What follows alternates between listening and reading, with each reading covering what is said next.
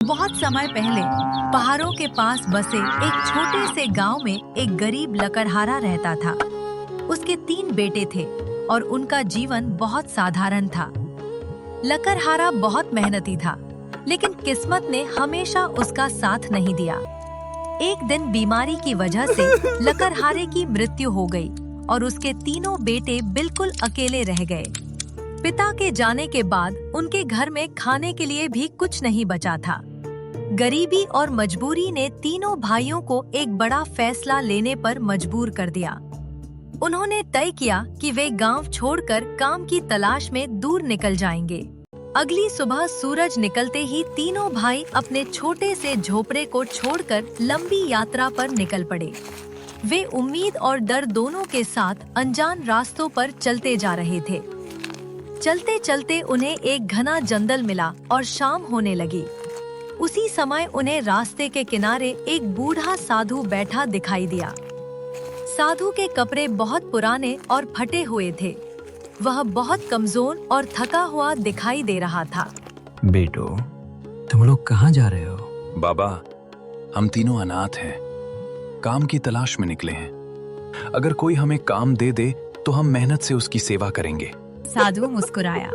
अगर तुम चाहो तो मैं आज से तुम्हारा धर्म पिता बन सकता हूँ। मैं तुम्हारी मदद करूँगा। तीनों भाई खुश हो गए और साधु के साथ चल पड़े।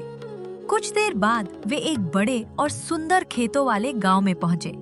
वहाँ एक बड़ा घर था और उसके पास हरे भरे खेत थे। खेत में एक सुंदर लड़की काम कर रही थी। काश मेरी शादी ऐसी लड़की से हो जाए और मेरे पास अपने खेत हों, तो मैं मेहनत करके खुशहाल जिंदगी जी सकता हूँ। अगर तुम्हारा दिल साफ है तो तुम्हारी इच्छा जरूर पूरी होगी। साधु उस लड़की के पास गया और उससे बात की। थोड़ी देर बाद वह वापस आया। तुम्हारी किस्मत अच्छी है। लड़की और उसका परिवार शादी के लिए तैयार है। कुछ ही दिनों में बड़े भाई की शादी हो गई। मैं तुम्हारे साथ मेहनत करके एक अच्छा घर बसाना चाहती हूँ। गांव में बस गए। मेहनत करके अरुण बहुत अमीर किसान बन गया। अब साधु बाकी 2 भाइयों को लेकर आगे बढ़ गया। कई दिनों की यात्रा के बाद वे एक नदी के किनारे बसे कस्बे में पहुँचे। वहाँ एक बड़ी चक्की थी जहाँ लोग गेहूं पीसने आते थे। अगर मेरी शादी इस लड़की से हो जाए और ये चक्की हमारी हो जाए तो मैं मेहनत करके अच्छा जीवन बिता सकता हूँ। चक्की के पास रहने वाली लड़की मीरा थी। अगर तुम मेहनती हो तो मैं भी तुम्हारे साथ जीवन बिताने को तैयार हूँ। कुछ ही समय बाद भोल और मीरा की शादी हो गई और वे चक्की चलाने लगे।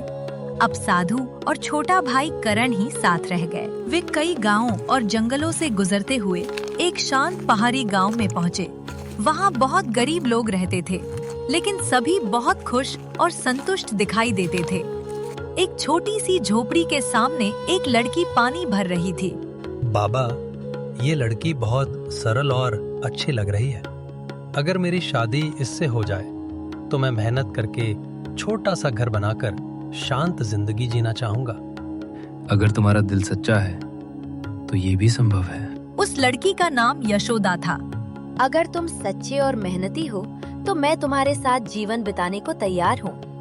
कुछ दिनों बाद करण और यशोदा की शादी हो गई, लेकिन करण अमीर नहीं बना। वह रोज मेहनत करता, सादा जीवन जीता। कई साल बीत गए। एक दिन वही साधु देवनाथ फटे कपड़ों में भिखारी बनकर वापस आया। बेटा, मुझे बहुत भूख लगी है, थोड़ा सा खाना दे दो। ये कोई धर्मशाला नहीं है, यहाँ रोज भिखारी आते रहते हैं। जाओ यहाँ से। साधु चुपचाप वहाँ से चला गया। कुछ ही देर बाद अरुण का बड़ा मकान आग में जलकर राख हो गया।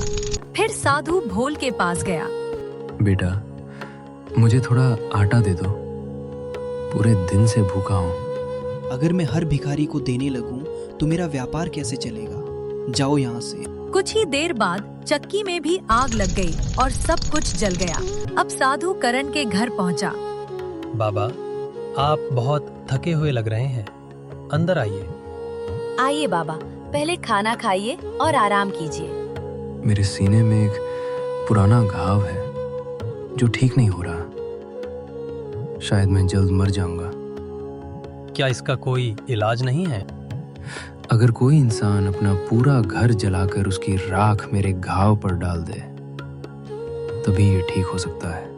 अगर किसी की जान बच सकती है तो घर दोबारा बन सकता है।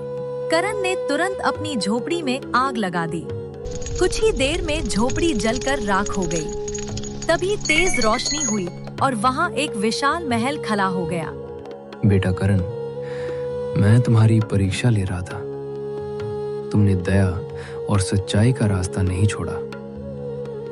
आज से तुम्हारा जीवन सुख और शांति से भरा रहेगा। करण और यशोदा आश्चर्य से सब देख रहे थे और उस दिन के बाद वे हमेशा खुशी से रहने लगे। इस कहानी की सीख है कि जो इंसान सच्चाई और दया का साथ नहीं छोड़ता, अंत में वही सच्चा सुख पाता है।